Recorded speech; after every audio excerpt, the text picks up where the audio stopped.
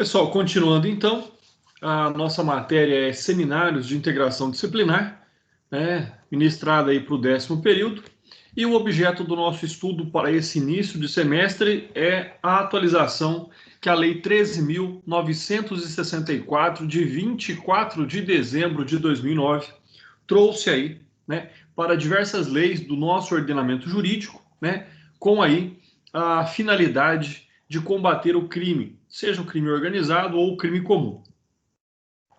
O objeto do nosso estudo, então, foi apelidado de pacote anticrime, pacote porque, na verdade, ele tinha aí uma influência sobre tantos outros artigos, E hoje, então, falaremos sobre as alterações do Código de Processo Penal. No Código de Processo Penal, ele passa, então, ali a acrescentar, ele cria, na verdade, a figura do juiz de garantias. E, na verdade, não nos parece uma figura razoável. Então, qual que é a importância e qual é a finalidade do juiz de garantias? Então, você aí me acompanhando pelo Código de Processo Penal comentado do Código de Processo Penal comentado do Dr. Guilherme Nucci, você me acompanhando por qualquer outra doutrina que esteja devidamente atualizada, vai encontrar como conceito para o juiz das garantias, você vai encontrar então como conceito, dizendo que a figura do juiz encarregado, o juiz de garantias então é o juiz encarregado de fiscalizar as investigações criminais, além de se tornar responsável, por tomar decisões de ordem jurisdicional em nível cautelar. Não se trata de um juiz instrutor, como há em algumas legislações estrangeiras. Adotou-se no Brasil o juiz fiscalizador, sem qualquer poder instrutório. Então, na verdade, aqui nós temos essa grande novidade, não sei se é uma novidade boa ou não, mas a figura aí do juiz das garantias. Ou seja, é aquele, vamos pensar assim, que é o juiz pré-processual, É o juiz, nós vamos ver aí quais são de fato as finalidades dele, o que ele vai fazer, as atribuições, mas em tese, como diz aqui, aquele juiz de decisões cautelares e não de decisões jurisdicional. Então, uma outra figura de juiz que tem a finalidade como zelador, da legalidade, isso é um pouco estranho, talvez seja o juiz que vai fiscalizar os outros juízes. Então, é uma situação um tanto quanto complicada sobre esse ponto, Importante ainda lembrar, conforme eu falava sobre a liminar do STF, na qual nós tivemos ali o voto do ministro Luiz Fux, com relação, então, a suspender a vigência dos artigos 3A a 3F, todos relacionados à nova figura do juiz das garantias. Assim sendo, embora a Lei 13.964/2009 tenha entrado em vigor em 23 de janeiro de 2020, os referidos artigos estão suspensos por prazo indeterminado. Então, esses artigos que nós estudaremos aqui hoje são artigos que estão vigentes, porém sem eficácia jurídica, por tempo indeterminado, tá? Então você vai pegar o Código de Processo Penal, eles estão lá, os novos códigos já apontam para de que eles possam vir a ter vigência, porém, por enquanto, com base aí nessa decisão cautelar na ação direta de inconstitucionalidade, a eficácia do artigo 3A até o artigo 3F estão suspensas. Bom, qual é a redação? Tentando aí compreender quem seria o juiz das garantias. Diz o artigo 3A, o processo penal terá estrutura acusatória, vedadas a iniciativa do juiz na fase de investigação e a substituição da autuação probatória no órgão de acusação. Bom, não é novidade que o nosso processo penal já tem uma estrutura acusatória. Então, será que ele será mais acusatório ainda? né? Eu postei ontem um artigo lá no Google Drive da sala de vocês que fala sobre isso, né? Que demonstra que talvez o que se esteja criando seria uma outra realidade muito distinta daquela que nós temos hoje como garantista, né? Como que vai garantir o devido processo legal, que vai garantir o contraditório, para sim, e aí eu vejo isso com grande preocupação, um processo penal ainda mais acusatório. E aí dizem que, por ele ser mais acusatório, seria necessário um juiz das garantias. No artigo 3b, vamos ver aqui se a gente tem que fazer algum comentário. Um comentário ainda que é pertinente aí com relação ao artigo 3a, seria o fato da vedação imposta ao juiz das garantias. Ou seja, nesse mesmo artigo, ele vem dizer o seguinte: existe ali a previsão da estrutura acusatória para o processo penal, onde inseriu-se duas vedações harmônicas ao anteriormente mencionado. O magistrado não deve ter qualquer iniciativa na fase da investigação, devendo sempre se valer de requerimentos, seja ali do Ministério Público ou do defensor do acusado, e representações das autoridades policiais. No segundo momento, nós temos ainda que compreender o fato de que não deve esse magistrado das garantias substituir a atividade de recolher provas, típica do órgão de acusação, mas também do delegado. E aí, então, por fim, nós podemos compreender que tudo isso poderá gerar, então, questionamentos por meio de habeas corpus ou correição parcial. Não há o reconhecimento de nulidades em investigação criminal, mas a prova colhida pelo juiz poderá, no futuro, ser considerada, então, ilícita e desentranhada do feito.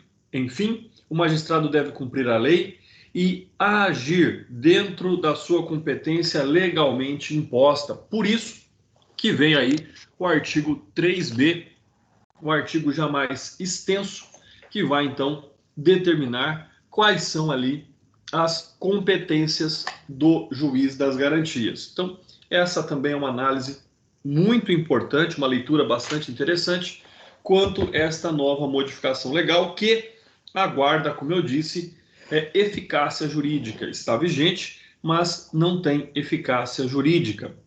Diz o artigo 3b: o juiz das garantias é responsável pelo controle da legalidade da investigação criminal e pela salvaguarda dos direitos individuais, cuja franquia tenha sido reservada à autorização prévia do Poder Judiciário, competindo-lhe especialmente.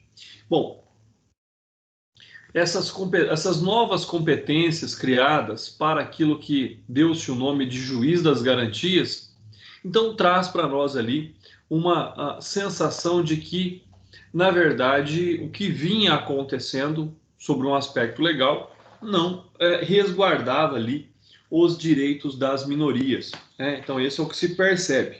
Mas vamos lá. Então, quais são as competências aí especiais do juiz das garantias? Inciso 1: receber a comunicação imediata da prisão nos termos do inciso 62 caput da Constituição Federal. Lembrando que, com finalidade muito parecida, nós tínhamos lá um momento pré-processual também, que seria a audiência de custódia. Então, o que nós podemos compreender?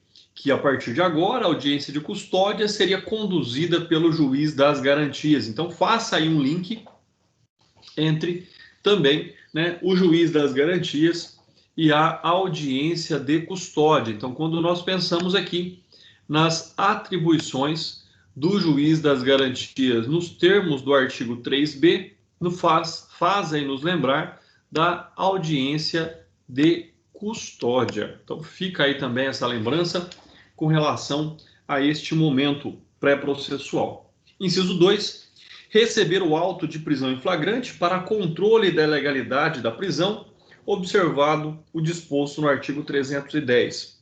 Inciso 3, zelar pela observância dos direitos do preso, podendo determinar que este seja conduzido à sua presença a qualquer tempo. Inciso 4. Se informado sobre a instauração de qualquer investigação criminal.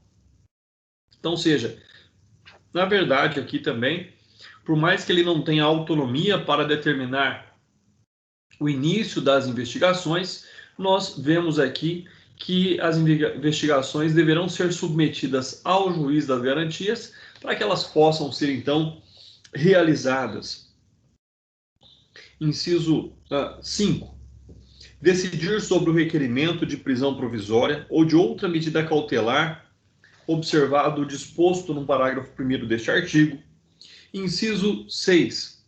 Prorrogar a prisão provisória ou outra medida cautelar, bem como substituí-la ou revogá-la, assegurado no primeiro caso o exercício do contraditório em audiência pública e oral, na forma do disposto neste Código ou legislação especial pertinente. Então, na verdade, aí, quando nós agora já observamos aí o inciso 6, olha só o que se criou aqui, na verdade, né? Criou-se aqui uma audiência submetida ao contraditório para tratar, né, da prorrogação da prisão provisória ou de qualquer outra aplicação de medida cautelar. Essa é uma figura que nós não tínhamos, era uma decisão que o juiz tomava nos autos. Então, hoje nós teremos, a partir, logicamente, da vigência deste artigo, né, da vigência não, mas da eficácia desse artigo, nós teremos aí, então, essa possibilidade. Isso eu acho bastante interessante, né? Que essa audiência pública e oral, no que tange aí a prorrogação da prisão provisória ou de medidas cautelares, seja de fato discutível, o que não era até o momento, né? Não era sobre o aspecto pessoal. Por quê? Porque nós discutiríamos a prorrogação da prisão provisória, por exemplo, sobre o aspecto de habeas corpus, mas não frente a frente com o juiz, da qual a decisão seria devidamente motivada e abrindo-se a possibilidade dela não acontecer. Então, essa discussão para tomar essa decisão é bastante importante. No inciso 7º, pessoal, lembrando aí que qualquer dúvida, qualquer comentário, é só abrir o microfone, tá bom? E façam aí suas perguntas. Com relação ao inciso 7º, decidir sobre o requerimento de produção antecipada de provas consideradas urgentes e não repetíveis, assegurados o contraditório e a ampla defesa em audiência pública oral. Também aqui, mais uma vez, né, nós temos aí a designação de audiência para tratar de um requerimento. Aquela decisão que seria uma decisão meramente interlocutória, que não coloca fim ao processo e que era decidida por despacho do juiz, né? É uma decisão interlocutória. Então, ou seja, na verdade, agora ela será submetida ao crivo do contraditório. Então, percebam que aquele princípio lá, né, constante e inerente ali à ampla defesa, né, que eles sempre caminham juntos, o contraditório e a ampla defesa, estão agora mais discutíveis, né? De fato, o contraditório ele passa a estar mais presente, porque sobre algumas decisões que eu considero como de suma importância, nós teremos agora audiências, o que também me preocupa o fato de que os processos demorarão mais, né? Então, você imagina a designação dessa audiência, a realização dessa audiência, muitas vezes o inconformismo perante a decisão desta audiência. Então, surgem aí questões também que me fazem crer que nós teremos um processo talvez mais longo, né? Não sei se isso virá para tornar mais céleres os processos, mas é o que temos por enquanto. Com relação aí ao inciso 8º, ele vai dizer que prorrogar o prazo de duração de inquérito, estando o investigado preso, em vistas das razões apresentadas pela autoridade policial e observado o disposto no parágrafo 2º deste artigo. É muito comum, né? É muito comum que não se consiga cumprir ali o prazo do inquérito. E aí, então, o delegado ele tem que encaminhar o inquérito ao magistrado, informando as razões e pedindo prazo, mais prazo, a dilação de prazo, para que ele possa, então, terminar ali as investigações. Então, agora ficará a cargo aí, né, também do juiz das garantias essa decisão quanto ao prazo de duração de inquérito. Lembrando que deve ser um prazo razoável, né? Chega um ponto que não se encontrou nada e o delegado fica pedindo prazo, pedindo prazo, pedindo prazo. Eu tenho casos nesse sentido, onde a gente observa que, na verdade, não se tem mais o que investigar, mas fica se procurando, né, a esmo, sem rumo. Então, esse é um grande problema também.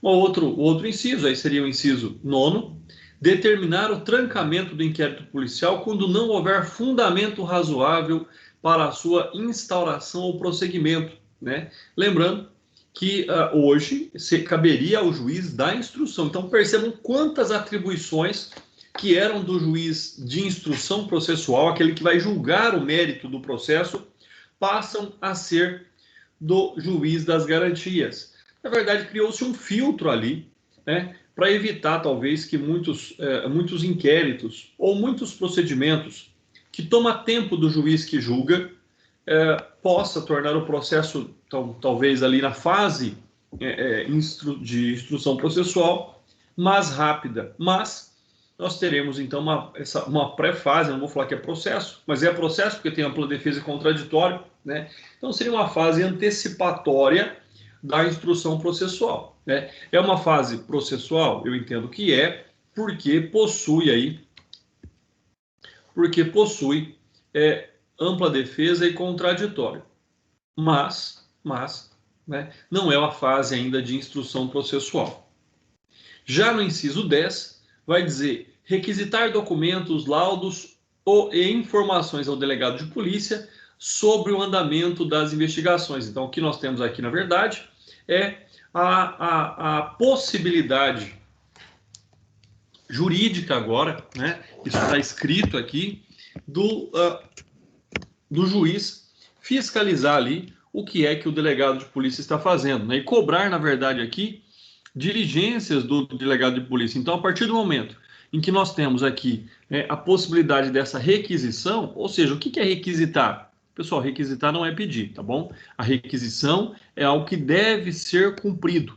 Então, essa é uma outra situação. Ou seja, e talvez o que mais chama atenção aqui é o delegado de polícia a qualquer tempo ter que prestar esclarecimentos sobre aí o andamento das investigações, exatamente por aquilo que eu tinha comentado, ou seja, o fato de talvez não se ter mais onde investigar e ali ficar protelando qualquer outra situação nesse sentido. Bom, começamos aí então a análise daquilo que diz o inciso 11. Decidir sobre os requerimentos de. Então, primeiro, aqui, aqueles requerimentos também que eram decididos anteriormente pelo juiz da instrução processual passam a ser decididos pelo juiz das garantias. E aí nós temos, então, o requerimento sobre interceptação telefônica, do fluxo de comunicações em sistemas de informática e telemática e de outras formas de comunicação. Na sequência, o afastamento dos sigilos fiscal, bancário e de dados e telefônico. Busca e apreensão domiciliar. Então, ou seja, olha só, aquelas decisões que eram tomadas pelo juiz da instrução processual passa aqui também de uma forma bastante intensa. E, logicamente, que quando se pensa aqui na busca de apreensão domiciliar, nós estamos pensando aí onde mais se viu isso acontecer, que foi na Operação Lava Jato. Acesso a informações sigilosas. Pessoal, aqui é um outro grande problema. Por quê? Porque quando nós verificamos aí a questão de informações sigilosas, né? Então, elas serão de acesso ali a quem? Né? Quem é que está cobrando esse acesso a essas informações sigilosas? Né? É o delegado de polícia? É o magistrado? É o MP? Então, na verdade, são questões aí que nos cabe também uma análise a respeito disso. Então, ou seja, a partir dessa condição é onde nós devemos aí observar esses critérios. Vem a linha E diz outros meios de obtenção da prova que restringem direitos fundamentais do investigado. Então aqui nós temos um conflito. Se está falando de direito fundamental, está falando de direito constitucional, né? Um direito fundamental, no caso aí do investigado, por exemplo, seria a liberdade. E aí vem uma outra questão bastante interessante, né? Nós sabemos que quando se tem aqui a negatória da denúncia, vocês já viram quando estudaram do Tribunal do Júri de Recursos, vocês já viram que quando a denúncia ela é recebida, cabe habeas corpus. Quando ela é negada, cabe recurso em sentido estrito.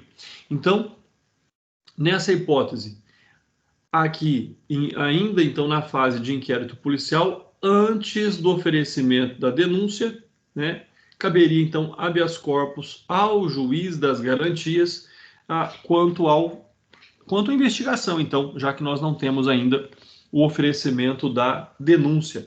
Esse é um fato bastante interessante. Quando a gente fala em habeas corpus, né, o que eu vejo acontecer? O advogado vai lá e entra com habeas corpus no TJ. Mas, na verdade, esse não é o procedimento mais adequado. Por quê? Porque, na verdade, o habeas corpus ele tem que ser interposto, né, perante o juiz, né, a autoridade coatora, e aí se o juiz, então, nega o habeas corpus, aí sim você vai impetrar ele perante o TJ, demonstrando que você esgotou todos os meios possíveis e capazes da análise de um direito, da análise do ferimento ali, né, da recomposição do ferimento de um direito fundamental, e só levando para o Tribunal de Justiça com essa decisão, com essa, na verdade, aí, essa decisão denegatória do próprio juiz de direito. Bom, temos ainda aqui determinar a instauração de incidente de insanidade mental. Então, ou seja, percebam quantas coisas vão acontecer até que, de fato, nós tenhamos uma instrução processual, até mesmo a instauração de incidente de insanidade mental. Então, esses são alguns aspectos aí do porquê se questiona esses artigos perante uma ação direta de inconstitucionalidade. E aí, olha só aqui, tiraram quase tudo do juiz, né, pessoal? Vamos pensar, vamos ser realistas também. Decidir sobre o recebimento da denúncia da queixa nos termos do artigo 399 do Código de Processo Penal, né? Ou seja, o juiz da instrução simplesmente vai produzir provas em audiência e dar a sentença, é só isso. Ele não faz mais nada. Então, dividiu-se a instrução processual daquilo que nós conhecíamos sobre vários aspectos, sobre várias óticas diferentes, né? E isso, como eu disse, não sei se foi positivo. Tenho minhas dúvidas e, seguindo algumas doutrinas a respeito do tema, vejo sim patamares aí de inconstitucionalidade. Bom, inciso 15. Assegurar prontamente, quando se fizer necessário, o direito outorgado ao investigado ou ao seu defensor de acesso a todos os elementos informativos e provas produzidas no âmbito da investigação criminal, salvo no que concerne estritamente as diligências em andamento. Então percebam, né? E aqui fica também aí uma ressalva para que vocês façam a leitura sobre o Código de Ética, o Estatuto da OAB. Por quê? Porque também mudou, né? Também mudou.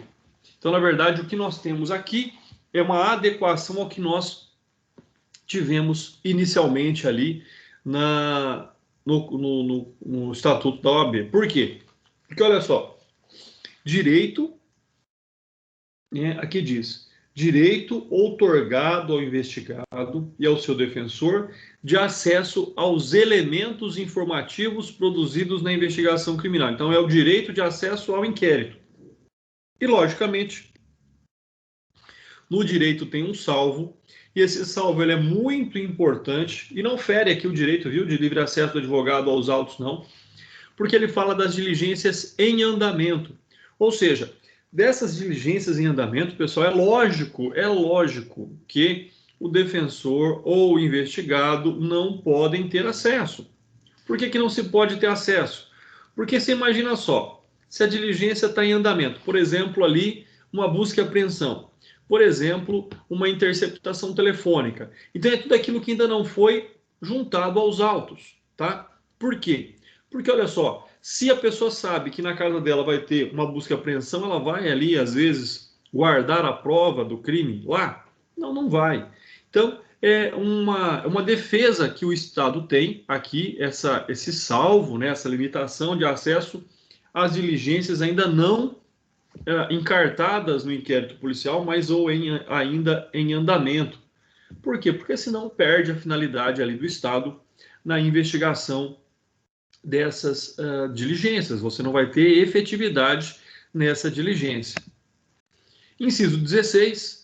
Definir pedido de admissão de assistente técnico para acompanhar a produção de provas periciais. Então, lá em medicina legal, né, nós veremos sobre as provas periciais, o direito, né, a medicina legal, na qual nós temos três figuras lá. Nós temos a figura do perito, nós temos a figura do assistente técnico.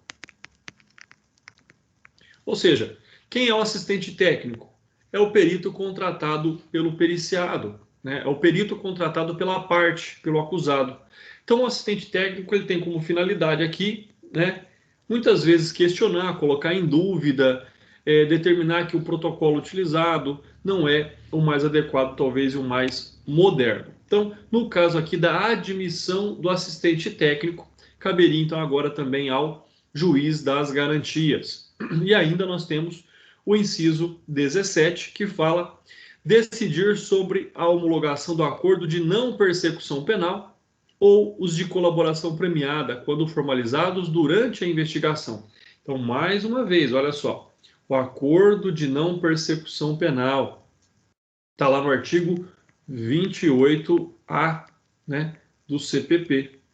Então, seja, o acordo de não persecução penal está lá no artigo 28A, nós veremos aqui daqui a pouquinho, e fala também sobre a colaboração premiada. Nessa semana tivemos aí a informação, a notícia do fiasco da colaboração premiada do Antônio Palocci, em que deve-se, logicamente, ter todo um critério, né, toda uma efetividade quanto ao conteúdo da delação premiada ou da colaboração premiada, para que alguém possa ser beneficiado quanto ao seu julgamento.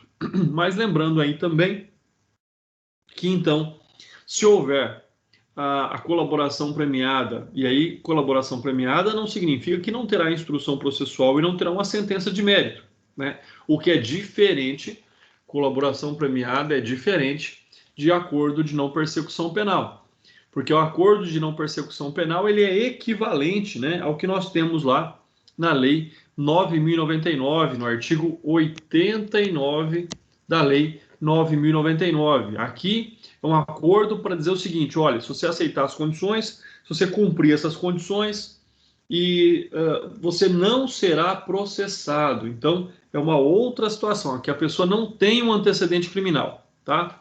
Já na colaboração premiada, não. A pessoa tem um antecedente criminal, a pessoa receberá uma pena pela conduta que praticou, mas será, então, uma pena menor. Parágrafo inciso 18 diz: outras matérias inerentes às atribuições definidas no caput deste artigo. Parágrafo 2º. Se o investigado estiver preso, o juiz das garantias poderá, mediante representação da autoridade policial e ouvido do Ministério Público, prorrogar uma única vez a duração do inquérito por até 15 dias. Após o que, se ainda assim tiver investigações e não for concluído, a prisão será imediatamente relaxada. Pessoal, isso aqui é fantástico, porque, né, prorrogar o prazo aí da investigação de réu solto, beleza? Agora, o problema aqui é quando o réu estiver preso. Então, em caso aqui de réu preso, poderá sim ser prorrogado a duração do inquérito, mas só por mais 15 dias. Ou seja, né, depois desse prazo de prorrogação, ali estando ainda em fase de prisão temporária, logicamente nós temos duas hipóteses, né? Ou nós teremos a conversão da prisão temporária em prisão preventiva, ou nós teremos o relaxamento imediato da prisão. Então, isso aqui é um fator bastante importante para que a pessoa não esteja preso na fase pré-processual por muito tempo, né? Até porque, como nós sabemos, nós estamos chegando aí à marca de 1 milhão de presos no Brasil, né? Nos reforçando ali na terceira colocação do país com a maior população carcerária do planeta, e muitos presos, dizem que até 69% desses presos não são presos condenados, são presos processados, né? Então, seja aqueles que estão ali em prisão provisória ou em prisão preventiva. Então, é importante essa análise sobre o artigo 3º-B. Por quê? Porque enquanto nós, deixa eu ver aqui qual que é o próximo, já seria o C, enquanto nós observamos aí tudo aquilo que competirá ao juiz das garantias, né, nós temos aí essa questão. Agora, o grande problema que se coloca, na verdade, são as críticas que se levantam contra todas essas atribuições do juiz das garantias. Primeiro que não tem juiz já para cumprir a função instrutória. Então vocês imaginem que nós teremos aí nós vamos ter, em tese, pelo menos aumentar em 1/3 ou dobrar a quantidade de juízes no Brasil. E aí o que se questiona é exatamente isso, ou seja, não tem dotação orçamentária para isso, né? Uma lei que cria um dispêndio econômico ao poder público, ela tem que indicar qual que é a fonte de custeio, e isso não aconteceu. Então isso fere a Constituição Federal também por este princípio, né? Os magistrados, hoje o Conselho Nacional de Magistratura informa que não tem, né? Não tem condição de ter o dobro de juízes que tem hoje. Por quê? Porque não tem orçamento para pagar esses juízes, porque juiz custa caro para o Estado. Aí você fala assim, bom, o juiz custa caro, tá, mas o juiz tem uma função importante e ele tem que ganhar bem para que ele não seja corrompido, concordo? Eu acho que essa é a função mesmo. Ele tem que cumprir bem a sua função, ele não pode reclamar do acúmulo de serviço, ele não pode reclamar da quantidade de processos em cartório, porque ele ganha bem. E ele já sabia que era dessa forma quando ele prestou o concurso para juiz. Então, de fato, tem que ganhar bem juiz mesmo. Então, poderia ganhar até mais do que ganha, né? Mas o problema é que nós não temos agora como criar juízes de garantia com o mesmo orçamento, só se cortar pela metade o salário do juiz, né? Acredito que isso não vai acontecer. Bom, mas aí, então, com relação a esse controle da legalidade que o juiz das garantias fará, né, nessa fase processual, mas não instrutória, então nós temos aí que é complicada essa análise. Por quê?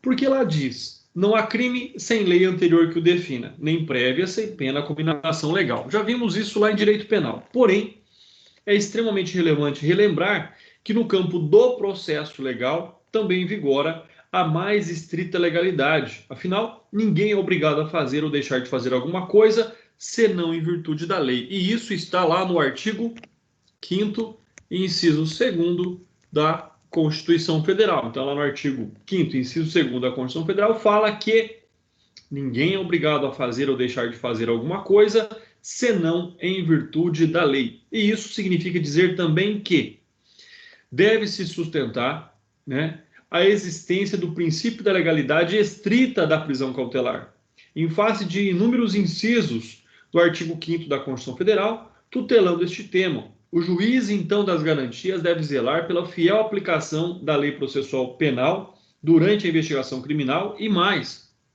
que isso, né, ele deve o quê, então? Controlar a legalidade dos atos constritores dos direitos individuais do investigado. Então, na verdade, o juiz das garantias será aquele juiz que terá uma atuação direta e vinculada à própria investigação daquele caso. Então, fica aí essa situação. Uma outra questão importante ali desses direitos e garantias individuais, por mais que nós já saibamos que eles estejam ali descritos na Constituição Federal, nós temos também que comentar o fato de que essa salvaguarda dos direitos individuais, né, ela deve ser exercida de forma muito mais presente, talvez muito mais próxima, muito mais detida. Por isso que se criou o juiz das garantias. Por quê? Porque o juiz da instrução processual está mais preocupado ali em ser convencido de alguma coisa, né? ele não está muito preocupado, ou vamos pensar assim, ele tem que ter uma dedicação maior na análise das provas.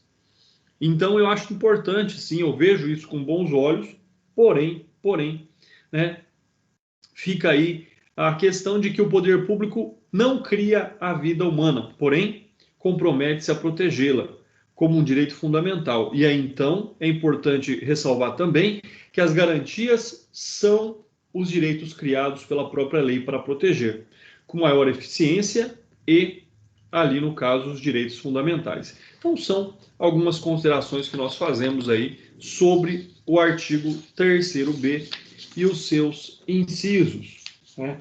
Quando nós pensamos no direito dos presos, nós temos também que nos recorrer lá à Constituição Federal. O que é que diz a Constituição Federal sobre o direito dos presos? Corram lá e vejam o artigo 5º, inciso 58.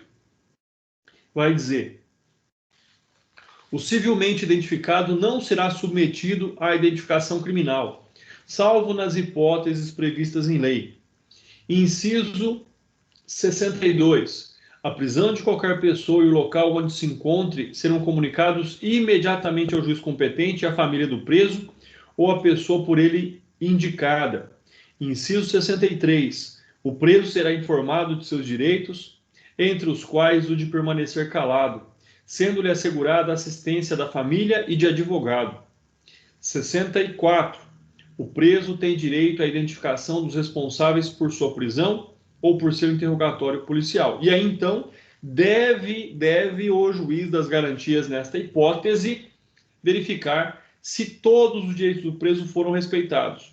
Por outro lado, a parte final deste inciso não guarda harmonia com a previsão, hoje constante em lei, da audiência de custódia. Na realidade, o juiz das garantias deve ouvir o preso na referida audiência, não se tratando de uma faculdade. Então, aí vem talvez buscar uma efetividade a prisão, a audiência de custódia, porque até hoje o que se vê na audiência de custódia é um ato proforme, não se vê de fato a garantia ou análise ali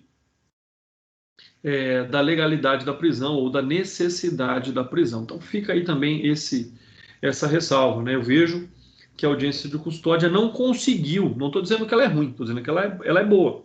A ideia é excelente, mas a audiência de custódia em si não conseguiu ainda alcançar ali o seu objetivo. Talvez, se com a presença aí do juiz das garantias, isso seja então efetivado.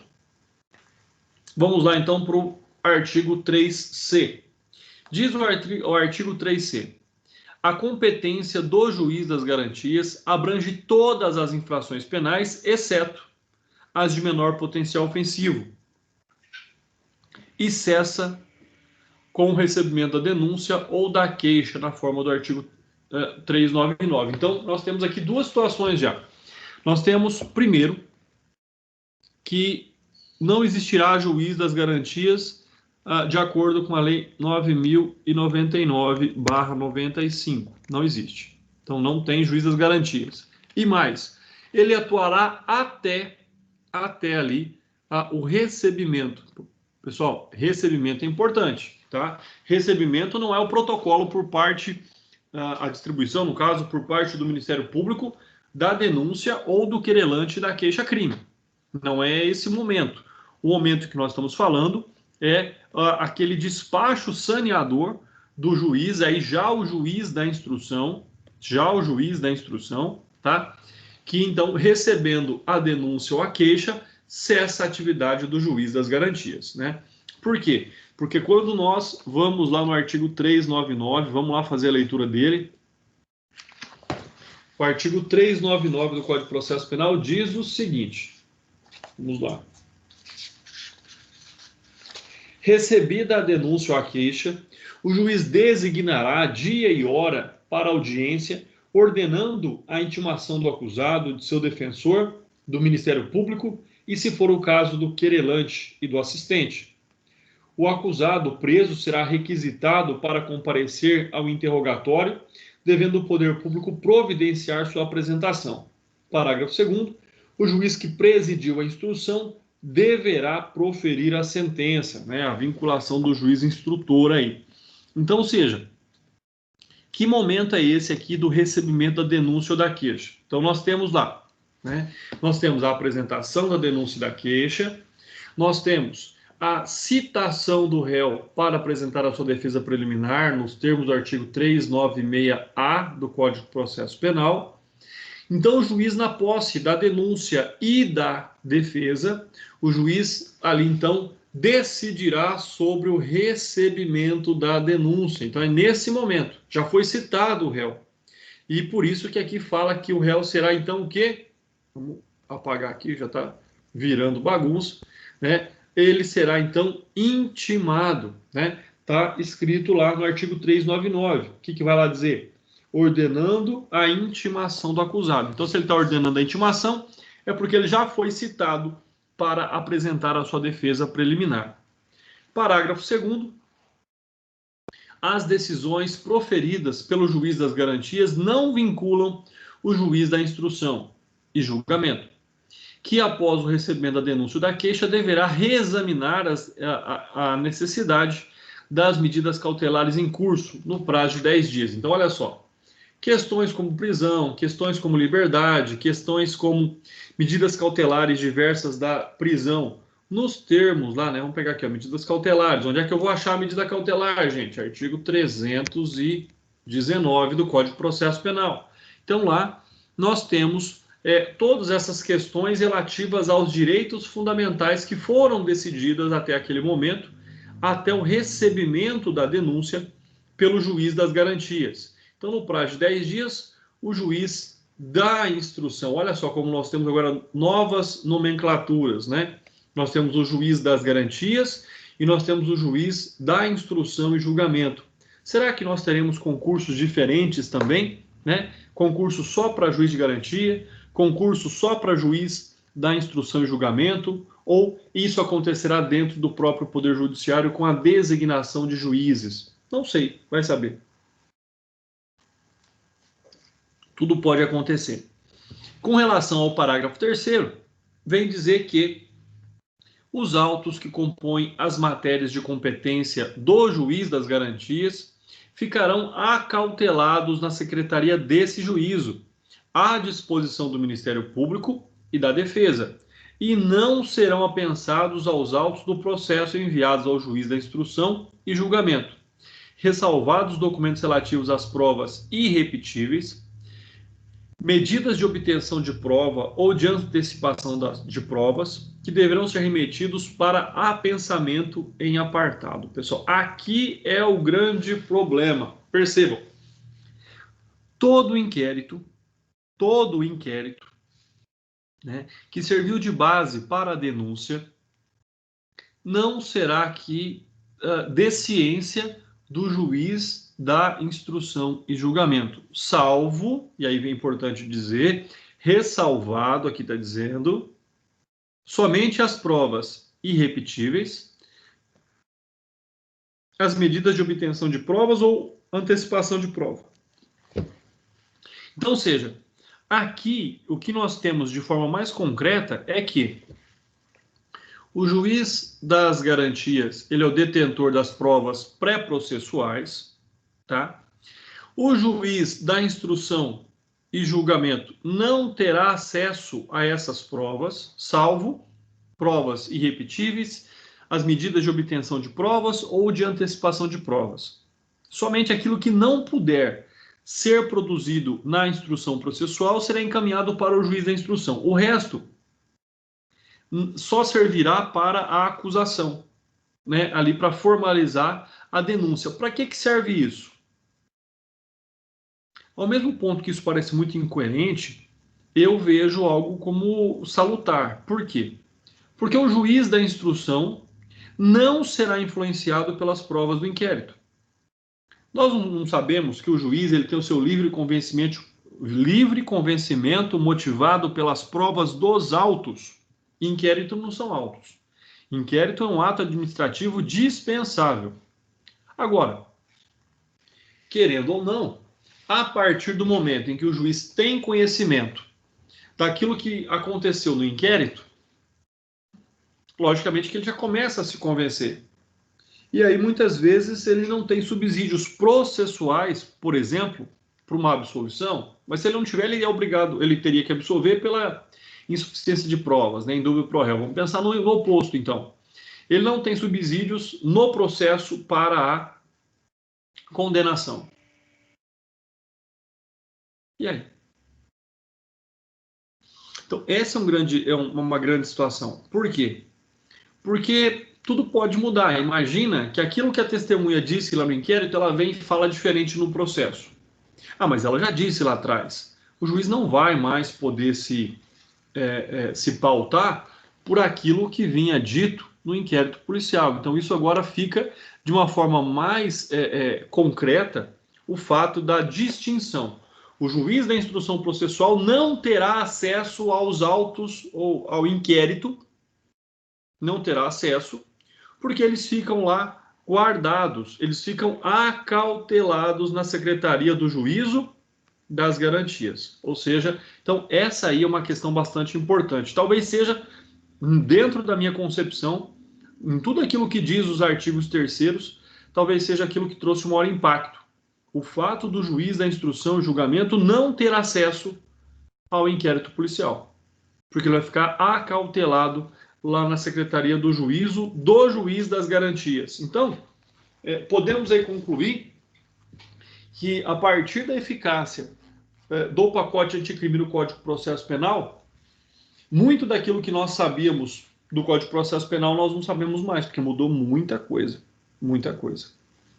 Então, fica aí uma questão bastante importante, né? Eu acho assim, aquela fase pré-instrução processual, com as audiências existindo contraditório para tratar, por exemplo, da prisão, da prorrogação, da substituição das medidas cautelares, eu acho fantástica. Essa questão aqui da distinção é o que está gerando muita dúvida, mas ainda compreendo, perdão, que como o juiz não pode se motivar única e exclusivamente nas provas do inquérito, ela também vem para cumprir a sua missão, que é para, de fato, garantir ao acusado, né, que o juiz não sofra influências de provas ou de indícios de provas das quais, única e exclusivamente, ele não poderá se balizar, se motivar em caso de condenação. Então, mais uma vez a leitura aí para quem chegou depois, diz o parágrafo 3º do artigo 3C. Os autos que compõem as matérias de competência do juiz das garantias ficarão acautelados na secretaria desse juízo, à disposição de quem? Somente Ministério Público e Defesa. Nós, ainda advogados, podemos ter acesso. E não serão apensados aos autos do processo, enviados ao juiz da instrução e julgamento. Não serão. O juiz da instrução e julgamento não terá acesso ao inquérito policial. Não terá, salvo, e aí vem aqui, olha só, ressalvado documentos e provas irrepetíveis, e vamos pensar aqui, provas antecipadas, que aí sim deverão ser remetidos ao juiz da instrução, mas colocados em apartado ao processo. Então, é uma análise bastante interessante quando nós observamos aí aquilo que diz o artigo 3C. Parágrafo 4º, fica assegurado às partes o amplo acesso aos autos acautelados na Secretaria do Juiz de Garantia. Não precisava falar, né? Vamos pensar que o parágrafo 4º é dispensável, porque já está falando aqui, ó, à disposição do Ministério Público e da Defesa. Então, parágrafo 4º repete um trecho importante ali do parágrafo 3º. Quem não prestou atenção no parágrafo 3º, fica aqui ressalvado no parágrafo 4º, que a defesa e a acusação têm amplo acesso aos autos acautelados na Secretaria do Juízo das Garantias. Artigo 3D. Diz aí: o juiz que na fase de investigação praticar qualquer ato incluído nas competências dos artigos 4 e 5 deste Código ficará impedido de funcionar no processo. Então, aqui nós temos de fato essa distinção. quem é juiz de garantia das garantias não julga processo, né? Então, ou seja, tudo aquilo que está descrito nos artigos 4 e 5 do Código de Processo Penal é competência do juiz das garantias. Juiz das garantias, né? Por quê? E ele fica, então, impedido de funcionar no processo como juiz de instrução. Então, esse é um fato também bastante importante. Quem praticar qualquer ato do artigo 4 e 5, o que é que diz o artigo 4 e o que é que diz o artigo 5º do Código de Processo Penal? Artigo 4. A polícia judiciária será exercida pelas autoridades policiais em território das suas respectivas circunscrições e terá por fim a apuração das infrações penais e da sua autoria. A competência definida neste artigo não excluirá a de autoridades administrativas a quem, por lei, seja cometida a mesma função. E o artigo 5º vem dizer para nós, então, que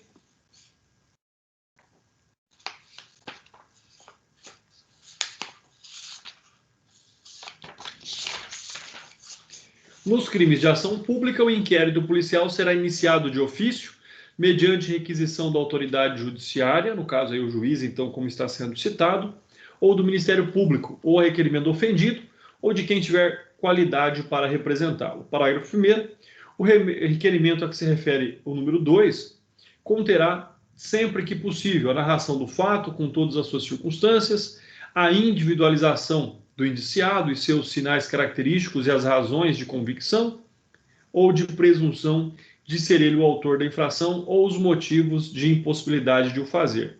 A nomeação das testemunhas, com a indicação de sua profissão e residência, do despacho que indeferir o requerimento de abertura de inquérito, caberá recurso para o chefe de polícia. Qualquer pessoa do povo que tiver conhecimento da existência de infração penal em que caiba ação pública, poderá verbalmente ou por escrito comunicá-la à autoridade policial e esta verificada a procedência das informações, mandará instaurar o inquérito. Parágrafo 4º. O inquérito nos crimes em que a ação pública depender de representação não poderá sem ela ser iniciado.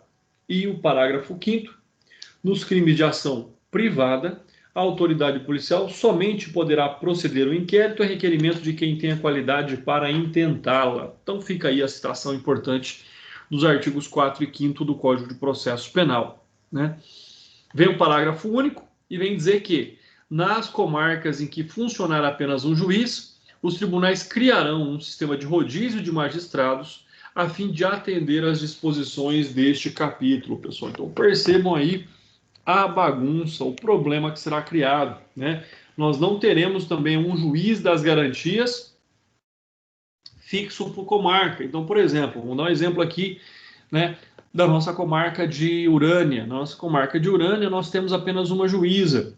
Então, aqui nós teríamos um rodízio de magistrados a fim de atender às disposições deste capítulo. Eu acho isso um problema. Por que eu acho isso um problema? Porque são decisões que devem ser tomadas pelo juiz das garantias de forma linear, né? Nós não podemos aí ter mudança de humor e mudança de decisões. Então eu acho que deveria ter um juiz fixo como juiz das garantias para trabalhar em determinadas comarcas, mas já prevendo a impossibilidade, então já se determinou aqui no parágrafo único do artigo 3D a figura do juiz ali, né, que vai, pelo menos, cumprir essa função, mas de forma em rodízio.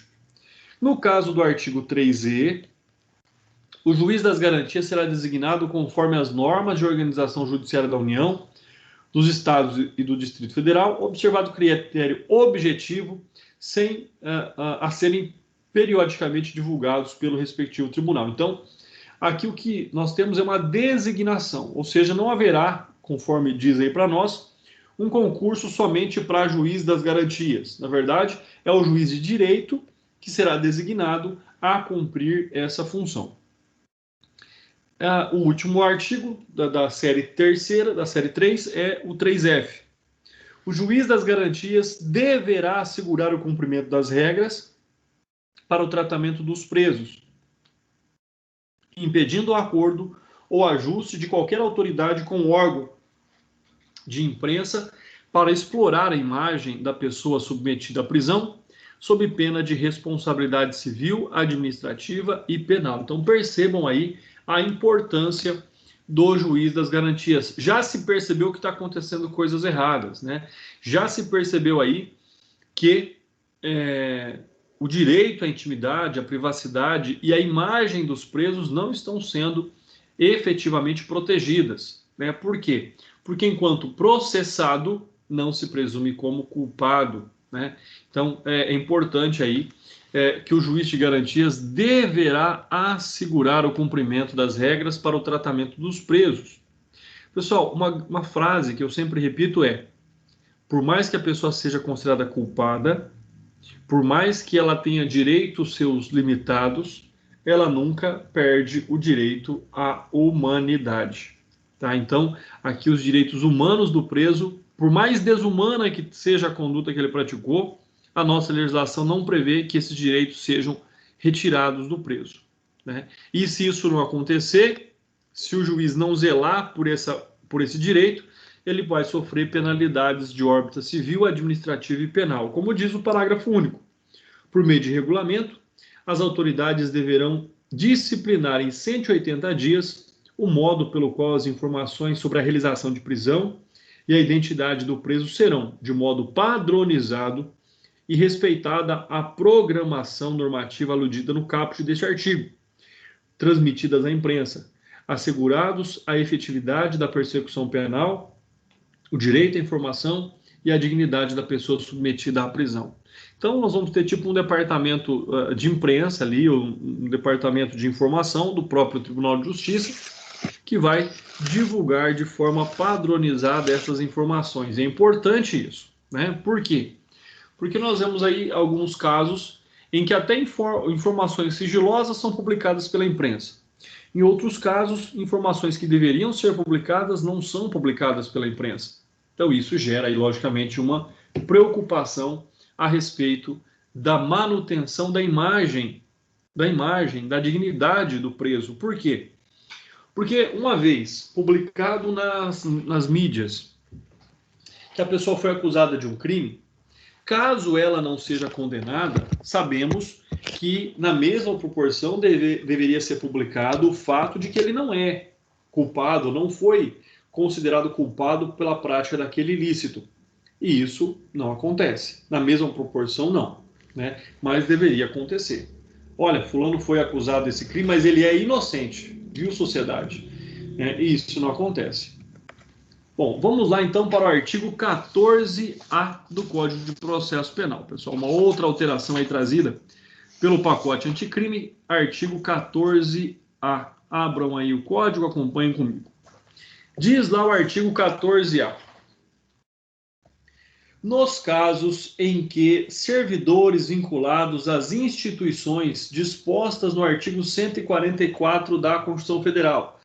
Quem é que está lá citado no artigo 144 da Constituição Federal? As forças de segurança pública, Polícia Federal, Polícia Rodoviária Federal, Polícia Ferroviária Federal, da qual não foi disciplinada até hoje, né?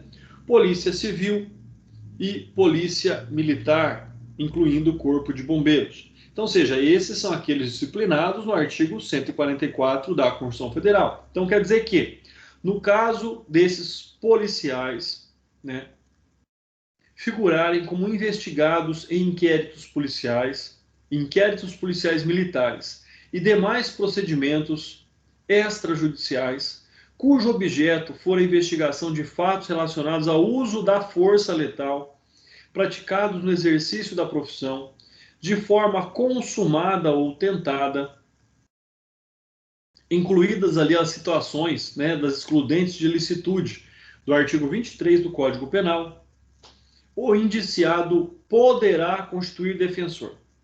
Pessoal, é fundamental esse poderá constituir defensor. Por que ele poderá?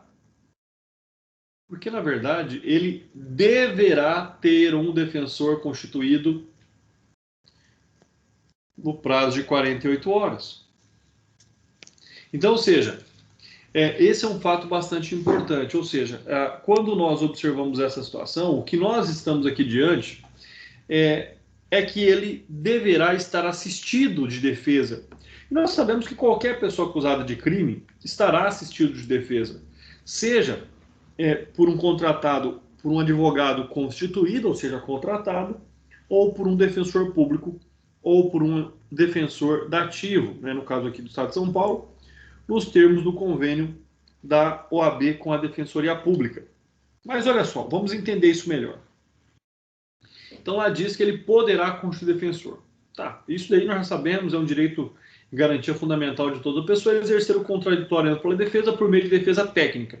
Defesa técnica só pode ser realizada por um advogado. Parágrafo 1º. Para os casos previstos no caput deste artigo, o investigado deverá ser citado da instauração de procedimento investigatório, podendo constituir defensor no prazo de 48 horas a contar do recebimento da citação. Quando é que vocês ouviram dizer que existia citação no inquérito? Né? Não existia até esse momento. Então, a criação aqui do artigo 144A tem essa finalidade. Ou seja, então nós podemos dizer que aqui inicia-se o momento, inicia-se aqui o contraditório no inquérito policial, ele deixa de ser uma fase simplesmente persecutória. Então, olha só como isso é interessante. Nós temos aqui a figura da citação inserida no inquérito processual. Olha só, deverá ser citado na instauração do procedimento investigatório. Então, agora nós temos a figura da citação no inquérito policial para ele constituir advogado no prazo de 48 horas do recebimento da citação. Então, aqui faz presumir, de uma forma muito clara, muito concreta, de que nós estamos diante do início aí da fase de contraditório também no inquérito policial. E o mais interessante é o seguinte, assim como acontece no processo, também acontecerá no inquérito. Ou seja, esgotado o prazo do parágrafo 1º, qual é o prazo? 48 horas, então vamos lá. Encerrado o prazo do parágrafo 1º, que é 48 horas, com ausência de nomeação de defensor pelo investigado, ou seja, ele não nomeia, aí que é o mais interessante. A autoridade responsável pela investigação deverá intimar quem? A instituição a que ele estava vinculado, ou seja, Polícia Federal, Polícia Militar, Corpo de Bombeiros, para que então a instituição a qual ele estava exercendo a sua função e agora está sendo investigado por ter utilizado aqui força letal. Olha lá, força letal. Então, nessa situação, nós temos que a instituição deverá indicar um defensor para a representação do investigado. Aí vem um detalhe que ninguém responde. Quem vai pagar esse advogado? A Polícia Federal? A Polícia Federal vai ter um advogado para defender os seus policiais? Esse é um advogado, é um defensor público ou é um defensor particular? Olha aí o problema. Olha aí, como eu disse, aquela questão da dotação orçamentária. E para nós advogados, talvez seja aí mais um cargo de concurso. Advogado da Polícia Militar do Estado de São Paulo, advogado da Polícia Federal, advogado do Corpo de Bombeiros, advogado da Polícia Ambiental. Pode ser que crie-se a figura do defensor institucional da Força de Segurança Pública, por exemplo. Eu acho bastante interessante, mas são respostas, são perguntas que ainda não têm respostas. Então, essa é uma questão bastante importante nesse momento. Parágrafo 6º. Espera aí, pessoal. Vamos voltar. Parágrafo 6º. As disposições constantes deste artigo se aplicam aos servidores militares vinculados às instituições dispostas no artigo 142 da Constituição Federal, desde que os fatos investigados digam respeito a missões para a garantia da lei e da ordem. Então, seja aquela pessoa também que está sendo investigado pela prática do uso da força letal, desde que ele esteja, então, em uma missão oficial. Tá? Então, Não é aquele profissional que estava lá no metrô e viu um assalto e aí reagiu contra o criminoso e matou o criminoso no metrô. Não, porque ele não estava em missão, tá? Então, seja, aquele que está em serviço, tá? Aquele que está apaisando e toma uma medida como essa, não existirá aqui a obrigatoriedade da indicação de defensor ao investigado por parte da instituição a que ele está vinculado. Só que aí tem um problema. Entendo eu que a instituição não precisa indicar um defensor para ele, mas mesmo assim ele terá o direito a 48 horas também aqui constituir um defensor sobre esse aspecto. Ou seja, então aqui entendo eu que ele terá o direito, só não terá obrigação a instituição a que ele está vinculado, tá? Então isso ligado aqui às missões. Se tiver missão, fica lá a obrigação da instituição em nomear um defensor para ele no prazo de 48 horas, se ele não fizer. Mas, se ele não estiver em missão e for ali um militar, né, e agiu também pela garantia da lei e da ordem, ele poderá constituir um defensor na fase lá de investigação. Então, são muitas questões ainda que estarão sendo analisadas pela doutrina, é tudo muito novo, né, sobre essa situação. Vamos lá, então, para o artigo 28. Pessoal, até aqui tem alguma dúvida, alguma pergunta, alguma consideração? Tudo bem? Vocês estão aí comigo? Tudo bem. Sim, professor. Beleza, pessoal. Vocês viram que mudou muita coisa, hein? Vai ter que estudar de novo o processo penal. É outro processo penal quando, logicamente, né, nós tivermos vigência aí o pacote anticrime. Diz o artigo 28 do Código de Processo Penal, o novo artigo 28, né? Ordenado o arquivamento do inquérito policial, quem é que vai ordenar o arquivamento? Vocês lembram? Juiz das garantias. Ou de quaisquer elementos informativos da mesma natureza, o órgão do Ministério Público comunicará à vítima, ao investigado e à autoridade policial e encaminhará os autos para instância de revisão ministerial, para fins de homologação na forma da lei.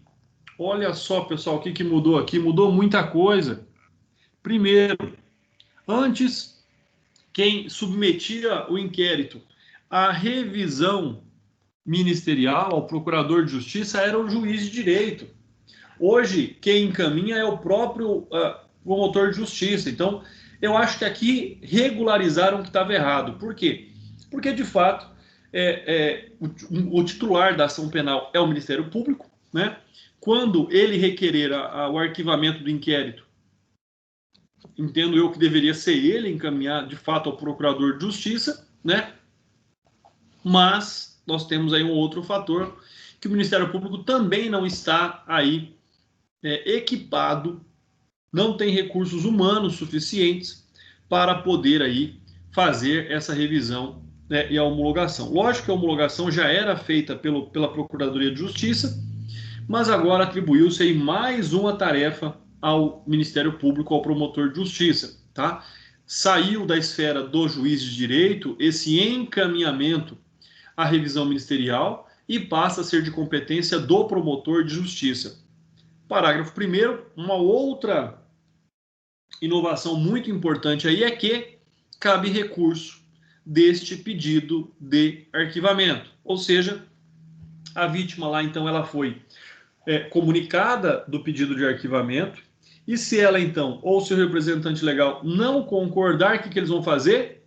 No prazo de 30 dias desse recebimento da comunicação, ela vai submeter a matéria à revisão, ou seja, ela vai recorrer.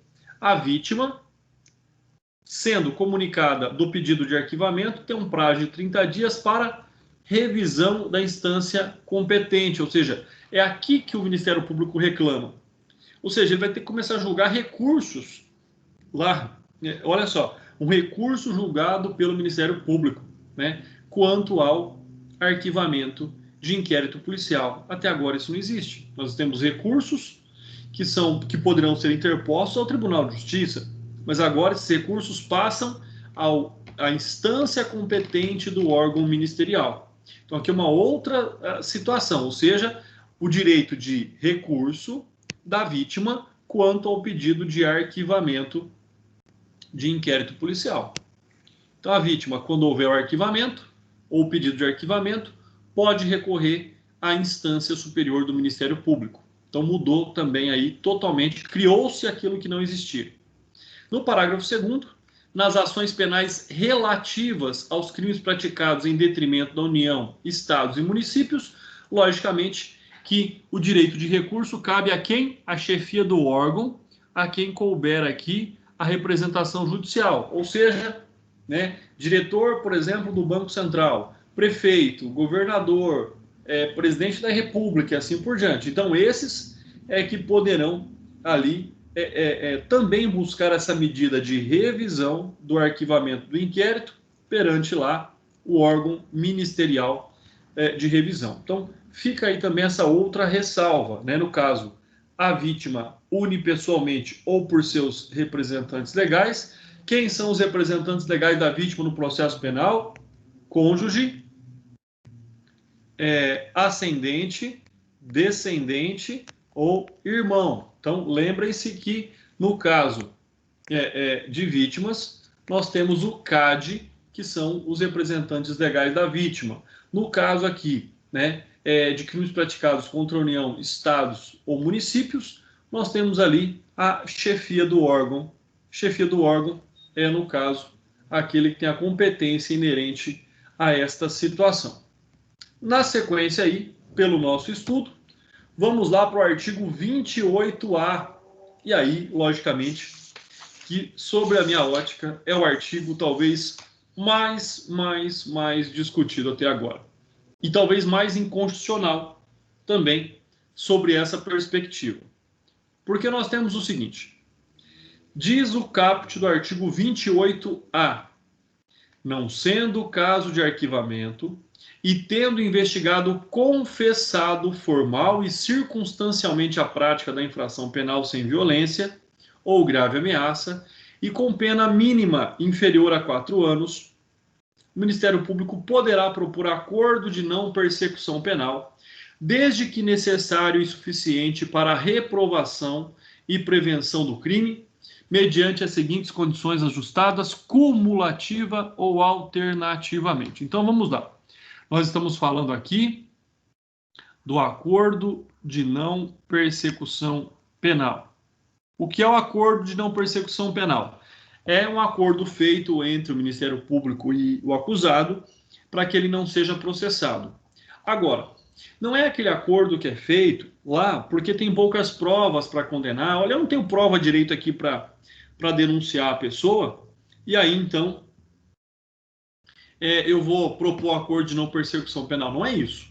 Se não for caso de arquivamento do inquérito. Ou seja, tem indícios de autoria e materialidade. Tem que haver para que possa haver o acordo de não persecução penal. Tá? Não é caso de arquivamento. Então, esse é o primeiro passo. Segundo, infração penal sem violência ou grave ameaça. Um outro requisito. Com pena mínima inferior a 4 anos. André, tem limite para pena máxima? Não, não tem. Tá? Não tem. André, tem limite para crime hediondo? Vamos analisar isso. Tá? Então, olha só. Nós já temos algumas situações. Não é caso de arquivamento, então existem provas para denúncia, para apresentação da acusação formal, porém, o Ministério Público aqui pode propor o acordo de não persecução penal. Onde é que está o problema aqui?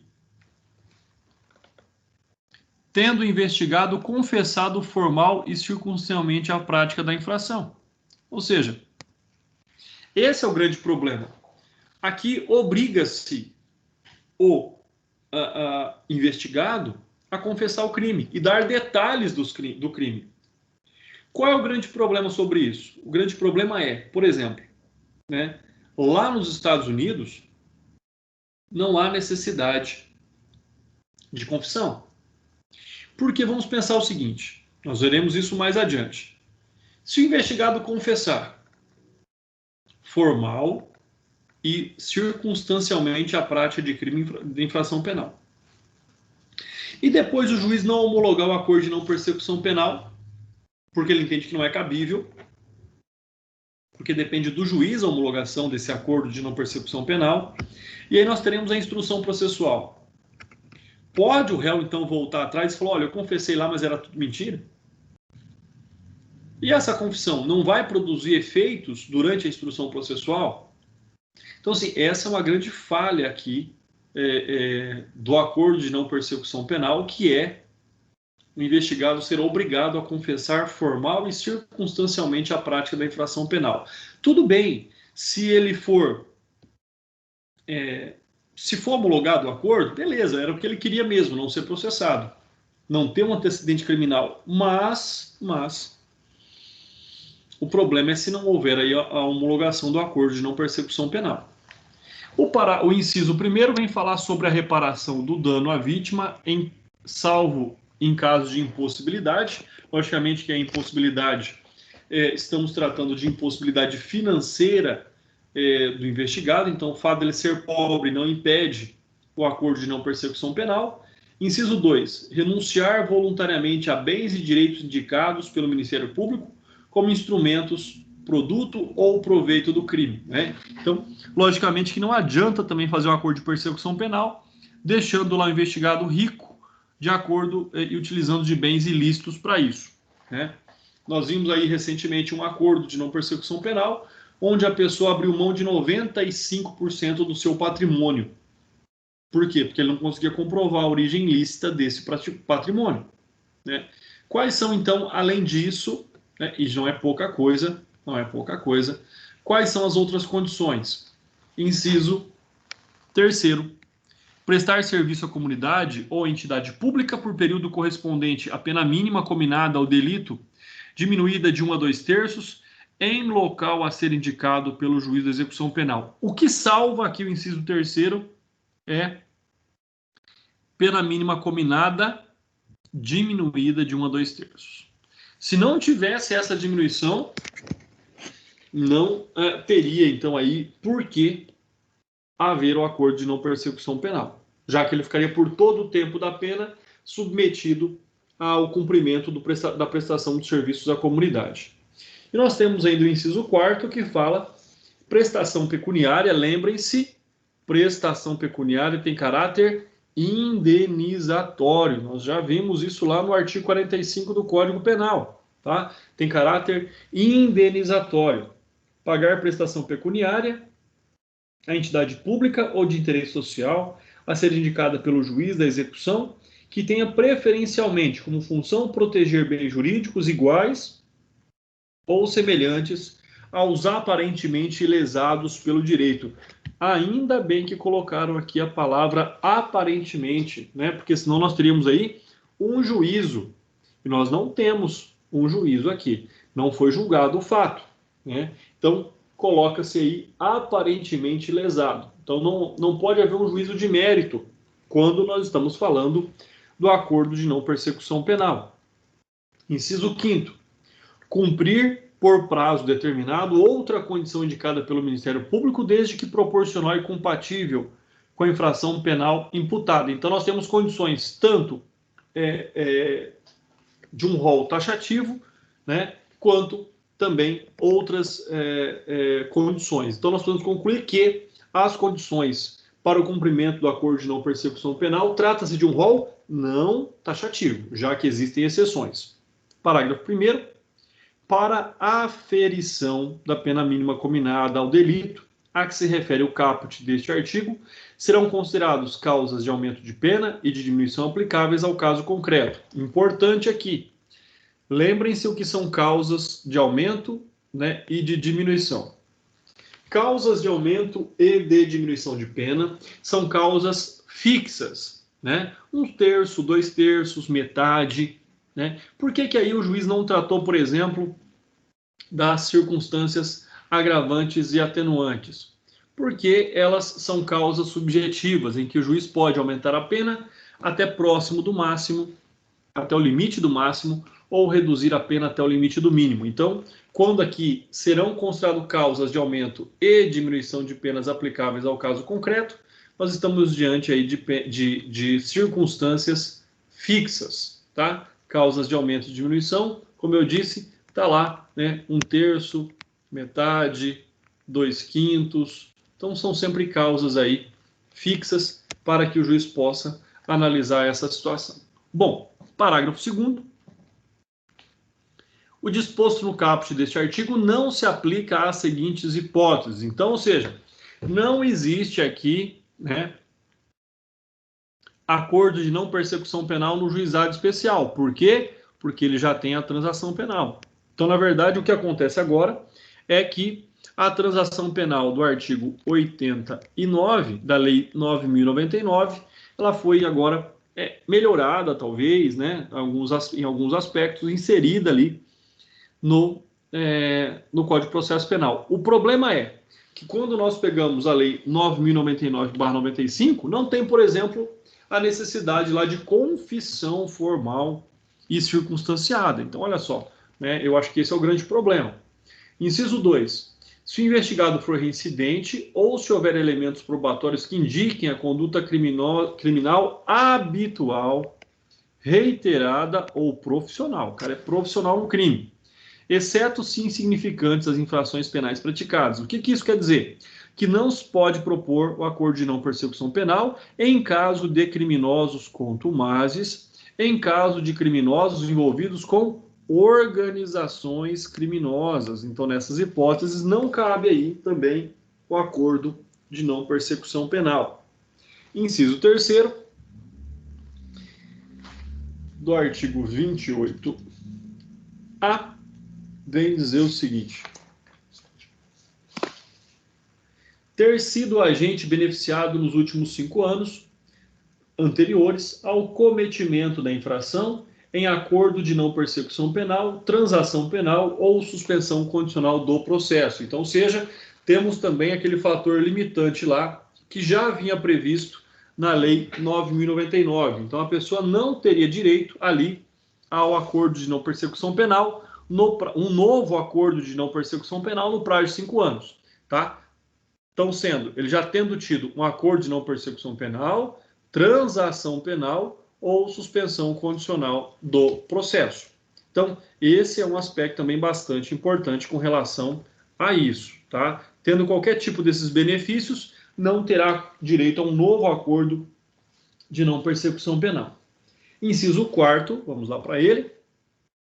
Nos crimes praticados no âmbito da violência doméstica ou familiar ou praticados contra a mulher por razões de sexo feminino em favor do agressor. Então, a Lei Maria da Penha também impede aqui o acordo de não persecução penal. Pessoal, fica uma questão bastante importante. Olha só.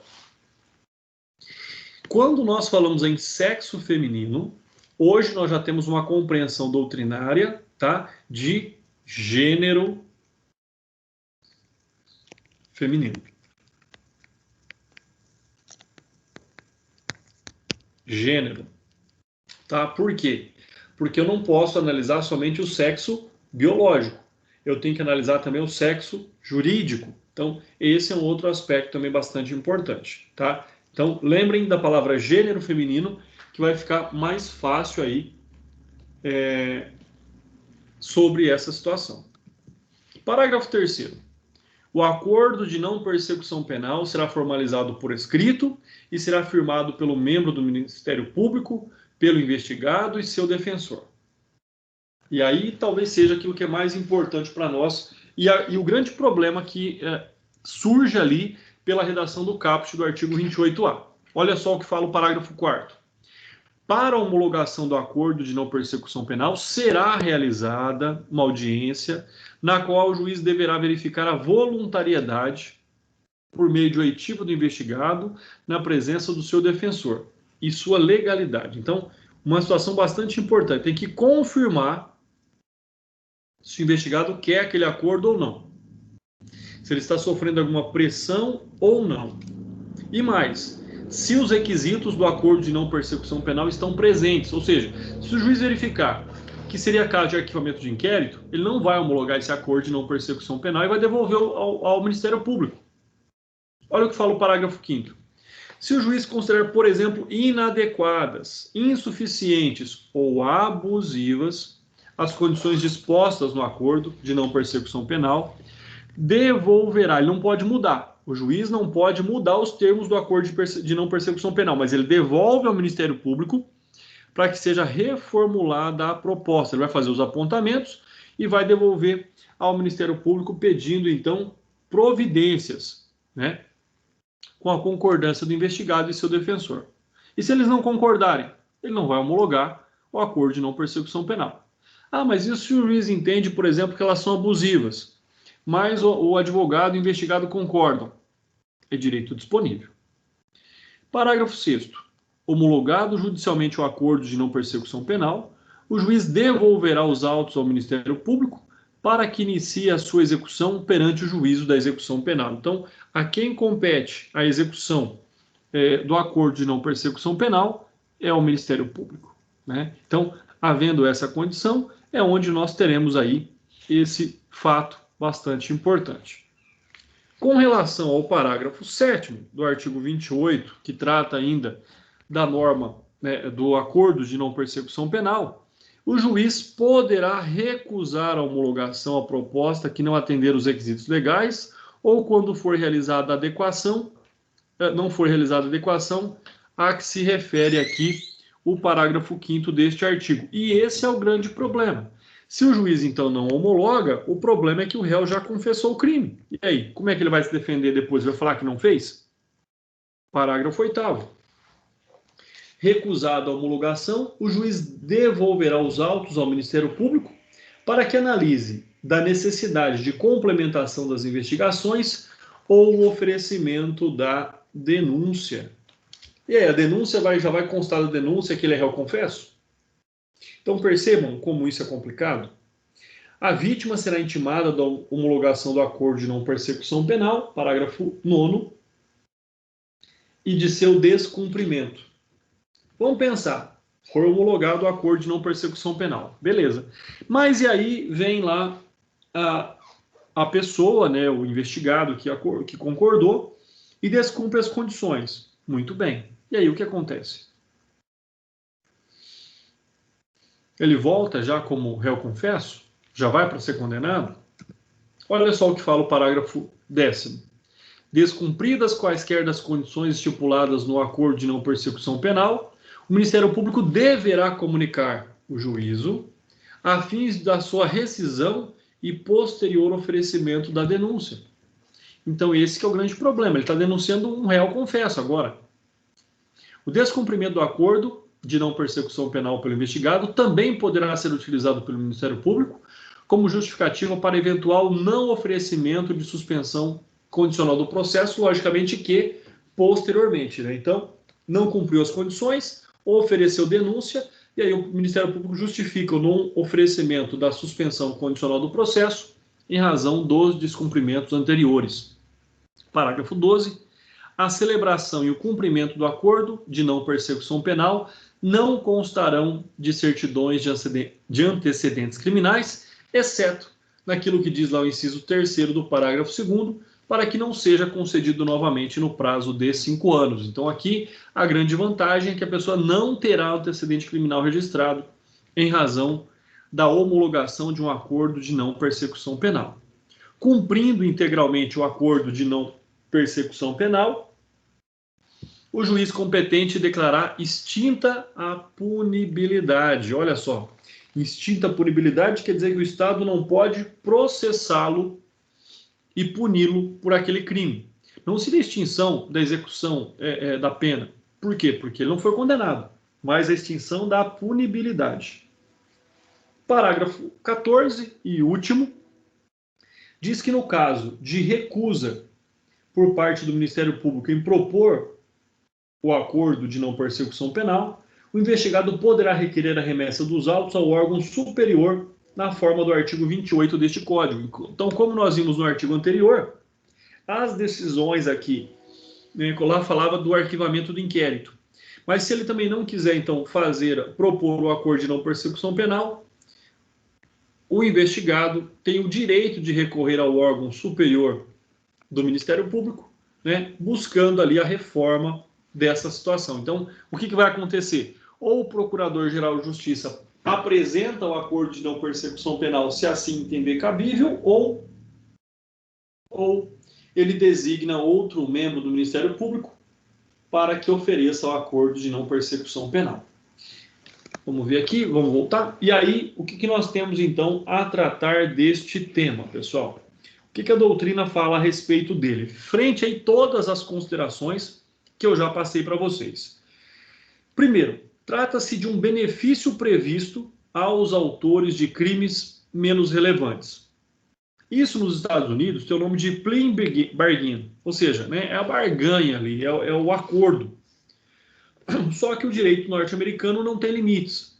Qualquer crime pode ser submetido ao plea bargain, ou também existe ali o fato de lá ele não ser obrigado a confessar o crime. Então, é uma transação penal nos moldes do artigo 89 da Lei 9.099 para crimes que não são de menor potencial ofensivo. É isso que está dizendo aí. Tanto é que nós vimos que tem pena mínima, mas não tem pena máxima. O único requisito é que seja um crime não cometido com violência ou grave ameaça à pessoa, né? O fato da confissão formal e circunstanciada, sobre o meu aspecto, sobre o meu ponto de vista, melhor dizendo, é um grande problema. Por quê? Porque ele exige a confissão do investigado. E, ao meu ver, então, ela é inconstitucional. Por quê? Porque após a confissão, se o acordo não for cumprido, o Ministério Público pode denunciar o investigado, valendo-se da admissão de culpa. Logo, a confissão somente teria gerado danos ao, né, confitente. Então, esse é um fato preocupante. Se ele confessou, como é que não vai usar isso contra ele depois, né? Então, é uma situação bastante complicada, é uma situação bastante preocupante essa situação. Uma outra questão aí é no caso, como nós temos lá aquela questão de renunciar a bens e direitos. Lá fala que exigência é feita basicamente à voluntariedade, ou seja, ele tem que concordar em renunciar a essa situação. Pessoal, já são 9h36, nossa aula terminaria 9h40, tá? Na próxima aula, nós continuamos aí no artigo 122 do Código de Processo Penal. Um abraço a todos e boa semana. André. Alô? Oi, pode falar. André, desculpa interromper. Você vai dar algum trabalho dessa matéria? Vai ter prova? Porque eu perdi o início da aula anterior e eu não estou desatualizado, vamos dizer assim. Ô Kleber, eu vou verificar, porque essa matéria ela é compartilhada com outros docentes, não é? Sim. Isso, eu vou verificar com a professora Janaína como é que nós vamos fazer, se nós faremos individual, se nós faremos um único trabalho, eu vou verificar com a professora Janaína como é que nós vamos fazer, tá bom? Não, é porque senão acumula muito para depois. Não. Provavelmente a partir da semana que vem, eu já vou passar algumas informações a respeito disso. Tá bom, então. Fico no aguardo. Muito obrigado. Vale, Falou? obrigado, Um abraço. viu? Outro.